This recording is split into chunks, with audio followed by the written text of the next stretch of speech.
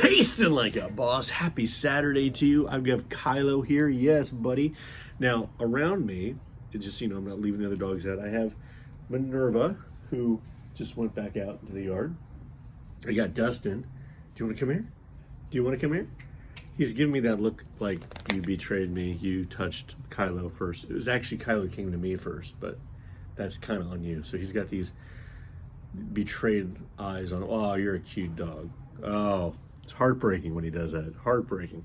Oh, well, Kylo's going to be with me on this review today, and we're doing a coffee from a coffee company that I've reviewed in the past that you guys know I'm a fan of, and that is Chapin Coffee Company right here. Now, they make one of my favorite coffees, which is Bali Blue Moon. I was upset that when I talked about them last time and I looked up that particular flavor, if you will, or blend, or whatever source you want to call it, they were out. And I was afraid, oh no, they haven't canceled it, have they? They've not, because I looked at it today and it was there, it wasn't sold out, and it was available. So for people looking for Bali Blue Moon, I loved it a lot. It's available on their website. I will put the link to the website below, but it's Chapin, CHAPIN coffee.com. Now, this one here is SELVA Bella. SELVA Bella. And much like the Bali Blue Moon, it is not a blend. It is a single origin coffee. So this one here, unlike the other one coming obviously from Bali, this one is from Guatemala. So there you go, Guatemala right there. And it indicates that the flavors will be full and smooth, honey and floral, with a clean finish. Okay, Bali Blue Moon was a very dark roast. This is a medium roast. This was whole bean, and of course I have a little bag here because, you know, just because you get the coffee doesn't mean you get the bag. But if you get it with the gift bag, you might as well. So cool! Look at that. Isn't that cool? I love these. They're just so cool. Another word for it. You open that bad boy up and bam! Makes it special, right? And they have different colors and different designs. So there you go. Oh, you're getting excited now, aren't you? Yeah? Yeah? Okay, good. All right, well, let's get down to the smelling of it. Okay. And for those who don't know, 10% of their profits go to the children of Guatemala, basically for food. So you can get good coffee and feel good about what you're doing at the same time. All right, let's give it a smell. Floral notes and more tobacco notes. Floral and tobacco is what I'm getting. And there's definitely a brightness to the smell. Now, let's look at something real quick, guys. Let's look at the beans, because it leads to something else I want to comment on, having prepared this stuff. So you see the beans here? They're chalkier than the typical beans I'm into, because it's not as dark roasted, you know. The more you roast the beans, the darker they become, obviously. And when they get super, super roasted, super dark roasted, they get very waxy. So these are a little bit lighter and chalkier. You can really tell within the seam of the fruit itself there. What was interesting about that, here, actually, this is actually even better along that aspect there. What was interesting about it is that when I went to grind it for espresso, what came out did not look like, you know, espresso grind. It actually looked like sawdust, very fine, seemed very dry, very fine. And as a result, it got a little more everywhere than your typical espresso.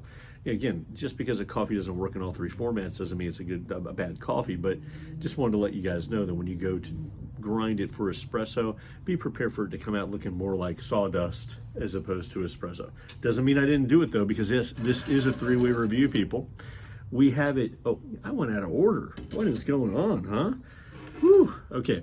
We have the cold brew, brewed for 24 hours. As you can see, it's still a little light, right? Because it is a medium roast, and there you go. Then we have it in the drip. And yes, that's from the Black Bear Coffee Company from, where is that? That's right, Hendersonville, North Carolina. Much love to my people up in West Carolina. Ballard Jeffries and Neil, you know who you are. And then we, of course, will have it in the espresso format. You seem very interested in that. Okay, let's move to the tasting of the SELVA Bella cold brew.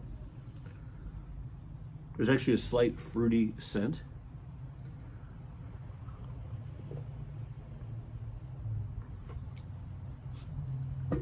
Wow. Mmm. That's exceptionally good. The fruity notes they're talking about are there, but when they say clean finish, you see, that's the thing. I have felt for the longest time that in the coffees I have in cold brew, which are not medium to dark or dark roast, that sometimes, unless they're flavored coffee, which is this is not, that you will get these like sour notes. You'll get this brightness, but it ends badly, or the brightness is too high. This is a very even coffee, but it's not an even coffee for the sake of being boring. Here, full and smooth. Let's see, that's a really good explanation for this. The smoothness, it's a consistent flavor throughout. So you're not going through a roller coaster of flavors. But it says honey and floral. Yeah, I sense what they're saying there. Honey and floral. The honey aspect is there. There's a sweetness here. I haven't sweetened this at all. So you have a sweet, floral, still fruity, but not overly so. It's just a very pleasant cold brew coffee. You're not going to get anything like this at the store, for Starbucks or Dunkin' or even Double O's. You're just going to get for them probably a medium to dark roast cold brew coffee. Here, this flavor is really, really nice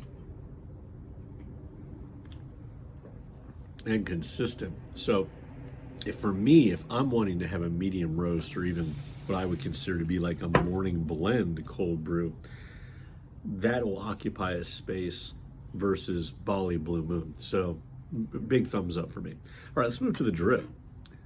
In the drip, the honey notes are really intense on this. There's a lot more scent on this than I thought there would be. All right, tasting like a boss.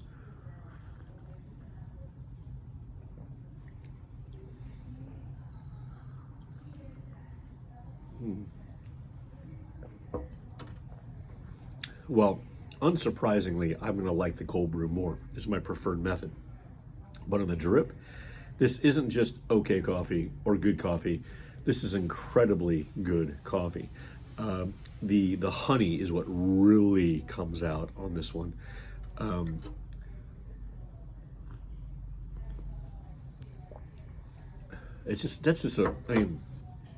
Again, a smooth flavor throughout. You would have thought I actually put honey in this. It's not just tricking the brain. It's there. It's very, very good. I have a friend in particular who I'll probably mention in a review not too far in the future. He and his wife, they're big fans of, I think, more of this type of blend coffee, and I think they would really, really like that. So, right, so that's a big thumbs up for me. I like cold brew more, but for drip, it's right up there with one of the best drips I've ever had. So, way to go. All right, let's move over to the espresso. Big floral and honey notes on this. More floral than honey as compared to this one here, meaning the drip. Tasting like a boss.